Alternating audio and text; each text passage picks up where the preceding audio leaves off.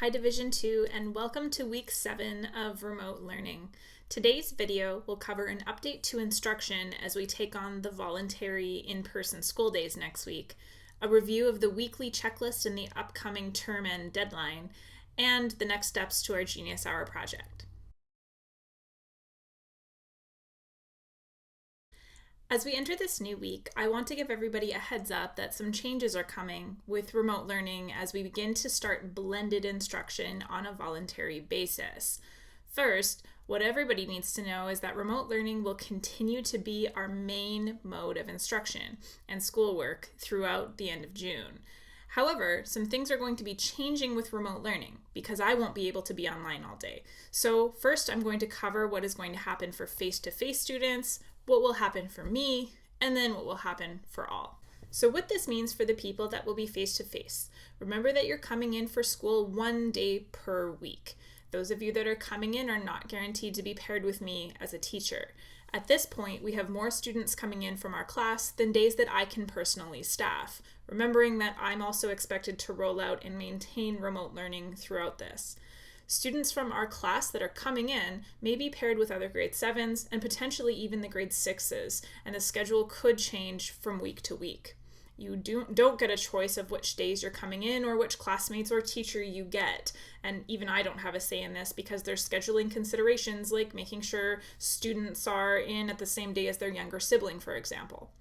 We will be supporting the work pushed out through remote learning in class and have work blocks for you to complete this work. Meanwhile, I hope to teach mini lessons to you while we're there, but if we're paired with other classes, which is likely, this could be a little bit challenging. This will look incredibly different than it has before, and it will not be normal. Rooms will be taken apart, desks will be spaced, physical distancing will be expected at all times at school. Even if you're hanging out together outside of school, that's your business, but distancing is going to be expected in the space. You will also need to bring your own technology to the building so you can do your work. You will also need to bring back some of your supplies because we won't be sharing supplies or having shared bins.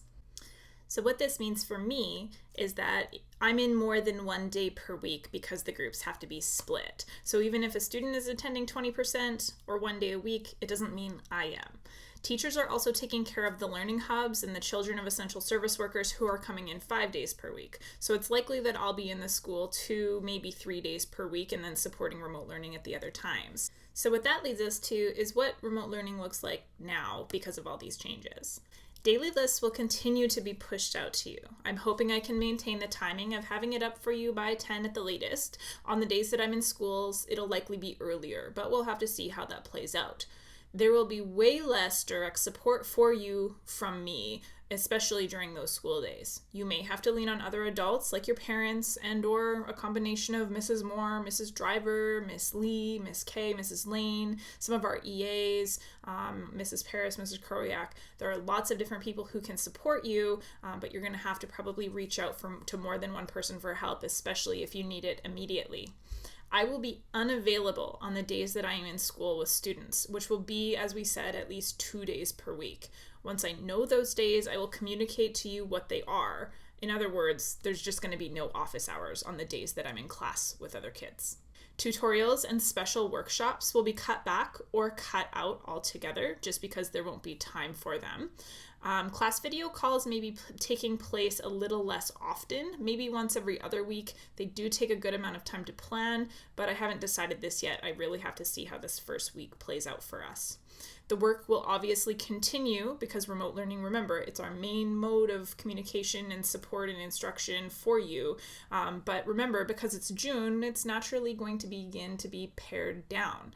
The goal for you is to finish all 3 choices on your ELA choice tasks before the end of June, to finish your Genius Hour projects as you work through those, to do 1 or 2 more rich math tasks, and to finish our algebra unit.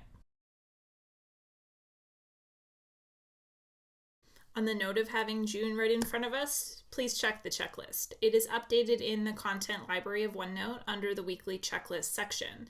I've been marking one time per week and once on the weekend, and that's been going much better for me. So I thank you for your understanding as I sort of cut back on what I am able to keep up with. Just a reminder that our term cutoff for regular term work is on June 12th.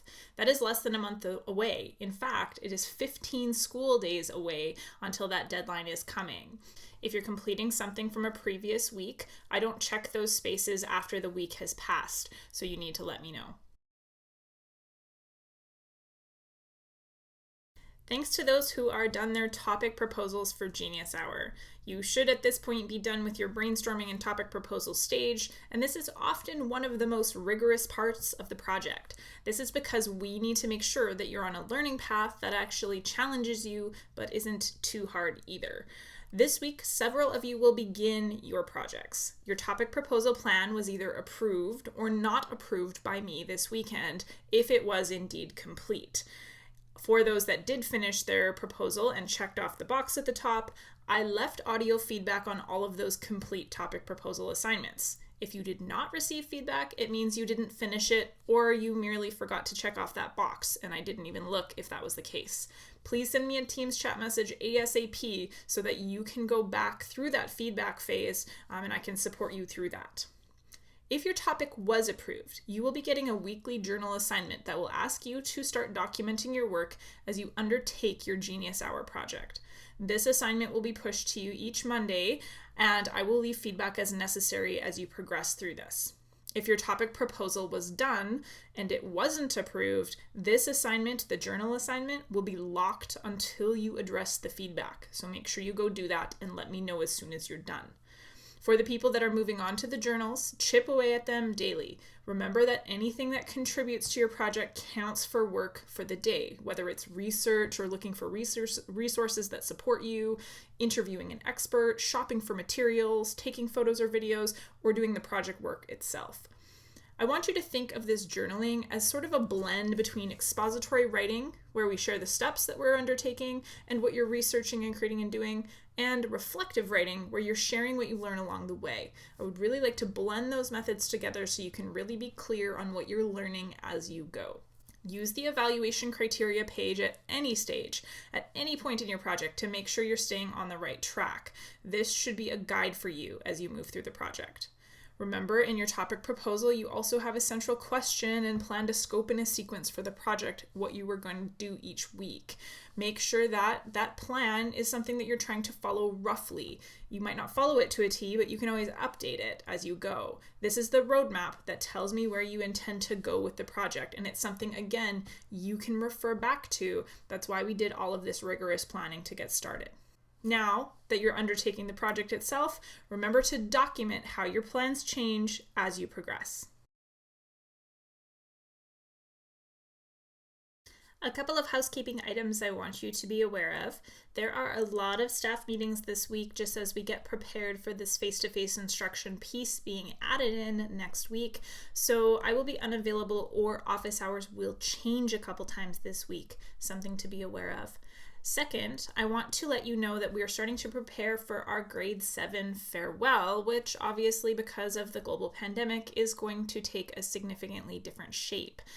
This week you can start to expect assignments that will help you prepare your slides for the slideshow that we'll be watching in a virtual watch party. More info to come on that, but just keep an eye out this week at your daily list so you can pick up those slides assignments and we can get them in as soon as possible.